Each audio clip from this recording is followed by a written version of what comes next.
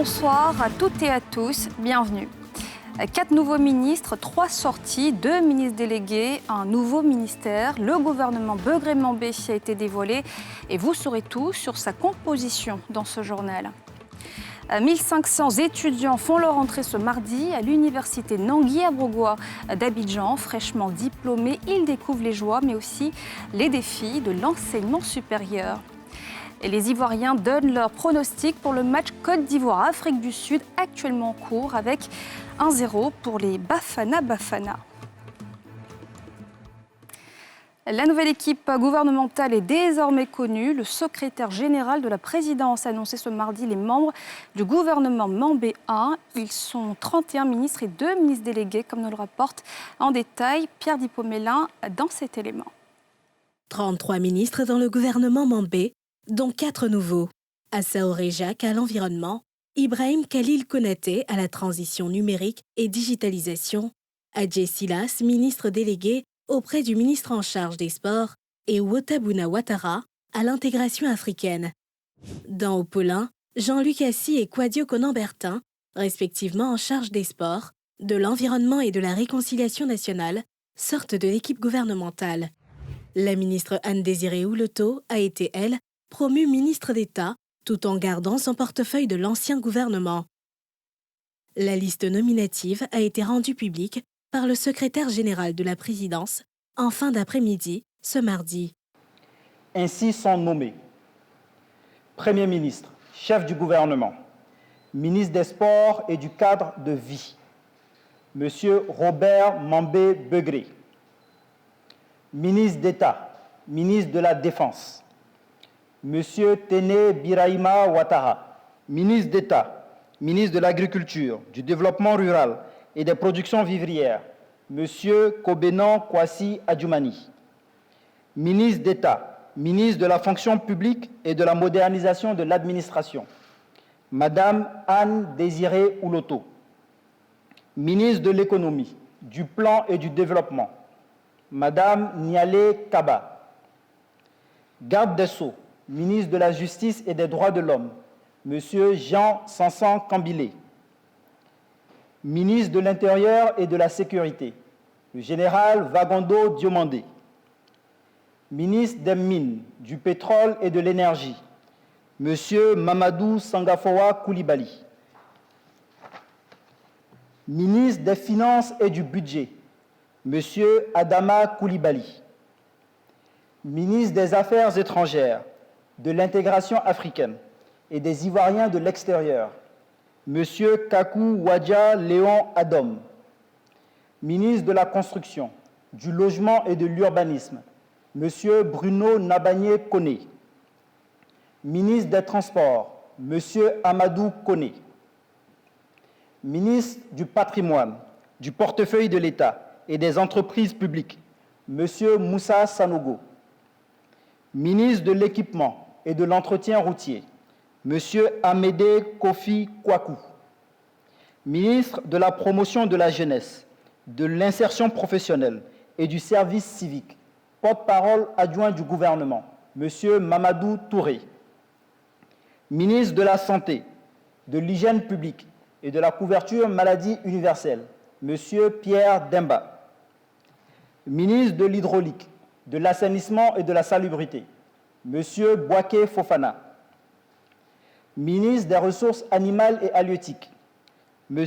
Sidi Tiemoko Touré, ministre de l'Éducation nationale et de l'Alphabétisation, Mme Mariatou Koné, ministre de la Communication, porte-parole du gouvernement, M.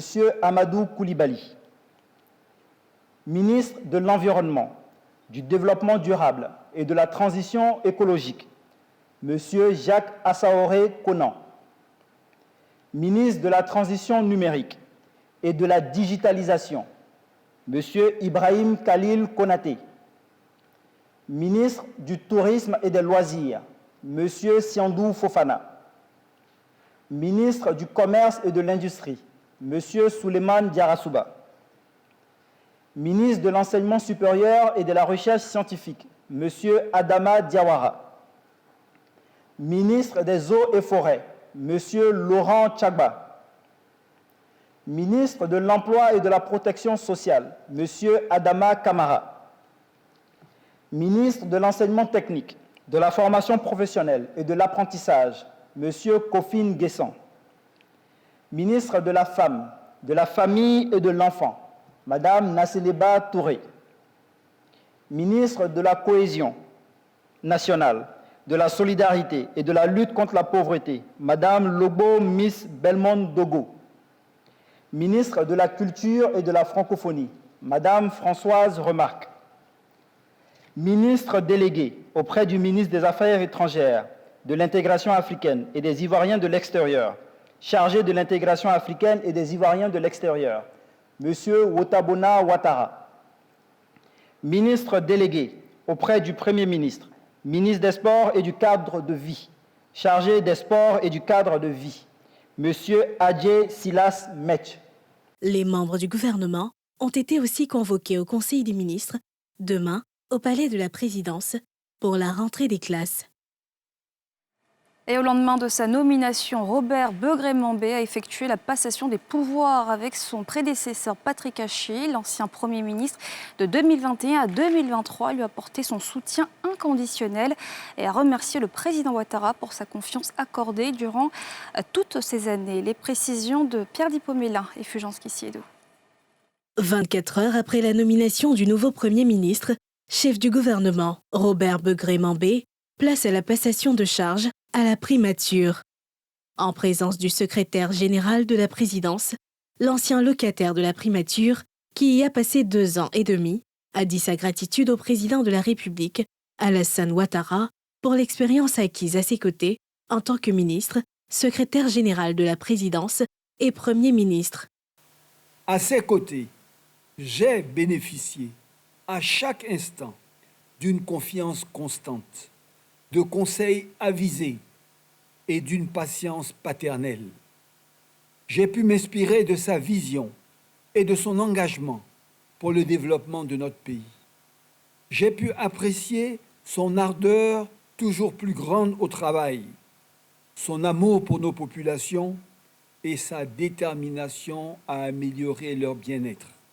Patrick Hachi a salué les qualités professionnelles de son successeur. Connaissant depuis bien longtemps votre expérience et vos compétences, je pars de la primature avec la plus grande quiétude, sachant que, sous votre gouverne, au regard de la riche et solide carrière qu'est la vôtre dans cette administration que vous connaissez si bien, les acquis déjà importants seront consolidés et renforcés. Le Premier ministre Robert Begré-Mambé a dit sa détermination de poursuivre le programme du gouvernement avant de rendre hommage à son prédécesseur. Je voudrais rendre un hommage appuyé à mon frère et ami, Jérôme Patrick Hachi, qui a su développer avec chacun de nous des rapports fraternels, des rapports de confiance, des rapports de proximité. Ayant eu l'occasion, en plusieurs circonstances de notre vie professionnelle, d'être sur le même champ d'action pour apporter notre contribution au développement de notre pays. Il a eu l'opportunité pendant plusieurs années de donner la preuve de ses compétences et de son engagement auprès du président de la République pour donner à notre pays d'être un pays solide. Officiellement installé à la primature, Robert Begré-Mambé a des défis immédiats à relever, notamment l'organisation de la CAN 2023 et la poursuite de la lutte contre la cherté de la vie. L'actualité, c'est aussi la rentrée universitaire pour 1500 nouveaux étudiants orientés à l'université de Nangui-à-Brogua. Ils s'apprêtent à entamer un parcours académique prometteur dans cet établissement dédié aux sciences et aux technologies. Timé Danger, Cheikh Bleu. Université Nangui-à-Brogua d'Abobo à Djamé. Y font leur entrée 1500 bacheliers nouvellement orientés. Parmi eux, ces 2 bacheliers avec la mention bien, respectivement en provenance du lycée jeune fille Kirmande à Bengourou et du lycée moderne d'Agboville, devenu amis sur la route du Temple du Savoir. Nous les retrouvons à l'amphibé, en attente de la réunion de rentrée solennelle. Il y avait un grand frère qui était ici. Bon, il était en médecine. En tout cas, après, il allait à l'extérieur. Il est revenu aujourd'hui, il travaille. Moi aussi. Donc, j'ai voulu suivre ses pas. Malheureusement, on ne m'a pas accepté en médecine, mais en physique-chimie. Donc, c'est une occasion pour moi aussi de triompher en physique-chimie afin que mes frères et sœurs aussi essaient de me suivre. Je voudrais être microbiologiste parce que c'est mon plus grand rêve. J'ai eu un professeur d'SVT qui m'a dit que lui l'a fréquenté à l'université de Mangui à Bogoa, qu'ici, on ne joue pas. Cap maintenant sur l'un des laboratoires, celui des SFA, Sciences fondamentales appliquées. À leur côté, 2 autres camarades, venus découvrir les locaux pratiques de robotique, de l'intelligence artificielle, de la photovoltaïque et de la modélisation 3D. Nous donnons aussi des formations sur tout ce qui est photovoltaïque. Comme vous le voyez, ça c'est un grand panneau photovoltaïque et celui-là aussi c'est un lampadaire solaire. Dans les locaux, des visiteurs éblouis, engagés à être au terme de leurs études, des fiertés de cette université. Au terme de la visite, ils retrouvent l'ensemble des orientés 2023, hôtes de la rentrée académique. En face, la présidence de l'université, qui décline infrastructures d'accueil et attente de ces tout nouveaux étudiants, qui de leur côté, égrènent des préoccupations. Les anciens lycéens ne savent pas comment fonctionne l'université. Le système est différent au lycée. Donc quand ils arrivent à l'université, quelques-uns sont un peu perdus.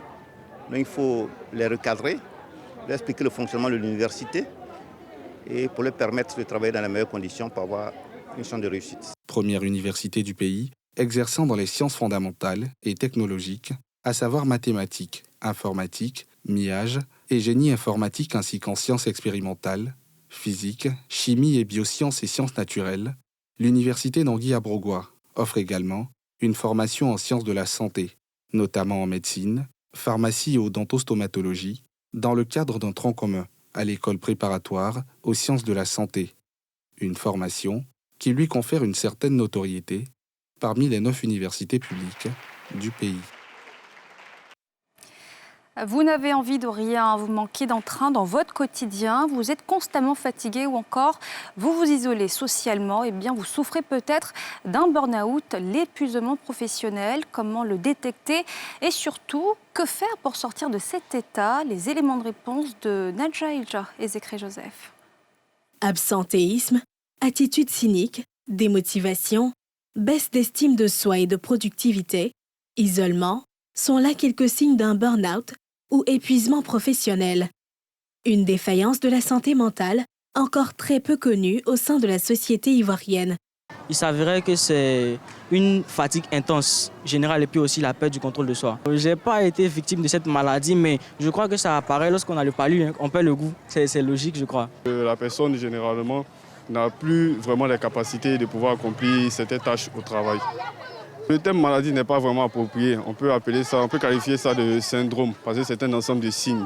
Sincèrement, je n'ai jamais entendu parler. Voilà, je ne sais pas si ça existe en tout cas. Si ça existe peut-être en Europe, peut-être pas ici. Pas encore officiellement considéré comme une maladie, le burn-out concerne toute personne exerçant une activité professionnelle dans des conditions de stress intense et prolongées. C'est tout simplement la lassitude ou la fatigue qui est émotionnelle, qui est physique, qui est mentale, qui est liée à la dégradation du rapport qu'un travailleur a de son travail. Donc, s'il y a un travail chez les Blancs ou chez les Noirs, il n'y a pas de raison qu'il n'existe pas chez les Noirs. Donc, ça existe chez tout le monde. Parce que le burn-out, c'est la phase ultime du stress au travail. Donc, il y a des signes qui nous permettent de savoir si c'est un burn-out. C'est une personne qui se sent vidée de toutes ses ressources. C'est une personne qui, quand même, avec les repos maladie, avec ses congés, avec les week-ends, il ne se sent vraiment pas bien, il est tout le temps fatigué. Donc, en général, c'est quelqu'un qui a beaucoup d'arrêts de travail, ça nous interpelle, on discute avec lui, on retrouve les signes du burn-out et en plus, on l'aide. Lié au stress, l'épuisement professionnel peut avoir des conséquences dramatiques et conduire à la dépression et même au suicide dans les cas les plus extrêmes. Sa prise en charge se fait en plusieurs étapes. En général, on a 3 phases. On a d'abord la première phase qui est la phase dite de gestion primaire. On agit sur la source de stress. Après, on a la phase qui est la gestion même du stress. Donc, relaxation, aérothérapie, sport collectif. Et à la dernière phase, quand on arrive vraiment au burn-out et tout, on va jusqu'à la thérapie. On prend les médicaments. On voit aussi un autre spécialiste parce que la prise en charge est multidisciplinaire. On peut voir le psychologue qui maintenant va aussi donner certains traitements. Et on fait même souvent la massothérapie, c'est-à-dire un massage qui est orienté en fonction des signes qu'on retrouve chez le malade. Pour les experts en santé, le meilleur traitement reste la prévention. Et cela passe par l'implication de tous, mais surtout des responsables des ressources humaines. Le capital humain est l'une des premières forces de l'entreprise. Donc les dirigeants se rendent compte que plus le personnel est dans de bonnes conditions, plus le personnel peut donner le meilleur de lui-même et mieux l'entreprise se porte. Donc la prévention passe par la formation. Nous avons dans nos entreprises le CSST, qui est le comité santé sécurité au travail, qui est un comité qui est composé des salariés et de la direction. Et c'est ce comité-là, avec les ressources humaines, qui vont travailler à éviter ces situations-là au personnel. Donc ça passe par la formation des managers sur leur façon de tenir les équipes. Formation, écoute mutuelle, activités récréatives à l'extérieur, repos et bien d'autres font partie des actions à mener pour éviter le burn-out. À cela s'ajoute l'intervention du comité santé-sécurité au travail, disposition légale du Code du travail ivoirien. Et la campagne intensive de lutte contre le cancer du sein se poursuit tout au long de ce mois d'octobre. Vendredi, hommes et femmes des médias ont été mobilisés afin de dédramatiser l'information autour de cette maladie qui touche en majorité les femmes. Reportage. En Côte d'Ivoire, le cancer du sein représente 19,1% de tous les cas de cancer enregistrés et 33,4% des cancers féminins. On compte ainsi 3306 nouveaux cas de cancer de sein par an, selon les dernières statistiques de l'OMS. Une mortalité souvent liée à une détection tardive de la maladie, une cause que l'ONG Ecomédia et la presse ivoirienne ont défendue vendredi à la Maison de la Presse d'Abidjan. De plus en plus de femmes sont détectées, diagnostiquées tardivement. Quand elles partent à l'hôpital, à cause de la maladie, elles sont à un stade 4, ce qui ne devrait pas être le cas. Donc à partir de là, nous constatons qu'il y a un réel manque d'informations. Il nous a paru essentiel et fondamental que nous associons les journalistes et les professionnels de médias pour dédramatiser cette maladie. En Côte d'Ivoire, le cancer du sein, on n'en meurt pas, on meurt plutôt du cancer de l'ignorance. Cette table ronde était l'occasion pour les membres du corps médical, plus spécifiquement les spécialistes du cancer du sein, et professionnels de médias, d'analyser et évaluer les attentes des populations en termes d'information sur le cancer du sein. Communiquer correctement sur le cancer permet aux patients de venir tôt en consultation. Et c'est pourquoi, autour de cette table ronde, nous avons regardé les acquis et surtout les défis qui nous attendent pour améliorer la participation des populations féminines à la détection précoce du cancer du sein. Nous sommes très fiers de ce qui se passe actuellement avec les collaborations que nous avons avec les laboratoires pharmaceutiques qui font en sorte qu'aujourd'hui, les patientes peuvent avoir accès gratuitement à certains médicaments contre le cancer. Victime de cette maladie, Pacom Nyamba a profité de cette lucarne pour témoigner sa lutte contre le cancer du sein dont elle a été victime. D'analyse en analyse, il a été détecté que c'est un cancer du sein. Quand j'ai entendu ça, c'est la mort que je voyais dans un premier temps, tout de suite. Parce que j'ai déjà participé à ces campagnes où on montre des images comme celle d'aujourd'hui, par exemple. C'était trop dur, c'était trop fort. Et quand les séances de chimie ont commencé, là, c'était la cata. Honnêtement, à l'intérieur de moi, je vais être honnête. C'était dur, c'était difficile. Et quand j'ai rencontré le professeur Adoubi, je lui ai posé la question de savoir est-ce que j'allais guérir. Il m'a dit, tout dépend de vous. Tout dépend de la force que vous aurez en vous. Le cancer du sein tue plus parce que nous sommes dans l'ignorance que parce que nous sommes malades. C'est pour cela qu'il faut informer pour mieux combattre cette maladie qui fait en Côte d'Ivoire environ 1800 décès par année. Et on termine avec le sport, avec les éléphants qui affrontent en ce moment les Bafana Bafana d'Afrique du Sud. Si le score affiche à la mi-temps 1-0 pour les Sud-Africains, les supporters ivoiriens n'ont aucun doute quant à l'issue de ce match avec une victoire du pays hôte de la CAN 2023. Mardoché Kwasi, Tanguy Conin. À quelques heures du match international amical entre la Côte d'Ivoire et l'Afrique du Sud, quelques supporters rencontrés au siège de la Fédération ivoirienne de football donnaient déjà de la voix en attendant leur arrivée au stade Félix Houphouët-Boigny, théâtre de l'affrontement entre éléphants de Côte d'Ivoire et Bafana Bafana d'Afrique du Sud. Des supporters qui affichent leur optimisme quant au résultat final de cette rencontre. Mais quand on parle de Côte d'Ivoire, Afrique du Sud, si déjà même on a vu ceux qui sont allés loin du mondial, que la Côte d'Ivoire fait 1-1. Afrique du Sud, c'est qui? Afrique du Sud, moi je sais que la Côte d'Ivoire va taper Afrique du Sud 3-0. Le buteur, il y a Alain, il y a Sangaré, il y a Seri Fofana. Voilà. Afrique du Sud, il peut gagner. Côte d'Ivoire aussi, il peut gagner. Moi, je pense que Côte d'Ivoire, il peut gagner 2-0. J'ai l'impression que Côte d'Ivoire est gagné face à l'Afrique du Sud 2-1. Il y a Arle déjà qui doit marquer un but pour moi. Et ensuite, un autre joueur, je ne sais pas qui. Mais c'est que si Arle va marquer. Avec ce jeu que nous avons, la Côte d'Ivoire va gagner 3-0. Nous avons le but de Sébastien Haller, le but de Seko Fofana et le but de Wilfried Zaha. Un bon petit 2-0 pour la Côte d'Ivoire. Moi, je pense que Kessé va marquer. Hein. Pour rappel, la Côte d'Ivoire a fait match 1-1 samedi dernier face au Maroc lors du premier des 2 matchs amicaux prévus au calendrier des éléphants lors de ce rassemblement du mois d'octobre. Une occasion pour le sélectionneur Jean-Louis Gasset de faire une revue des troupes avant les prochaines échéances, notamment le début des éliminatoires de la prochaine Coupe du Monde en novembre prochain et surtout la CAN 2023 prévue en janvier et février prochain en terre ivoirienne. Et c'est la fin de ce journal. Merci de l'avoir suivi. Bonne suite de programme sur la nouvelle chaîne ivoirienne.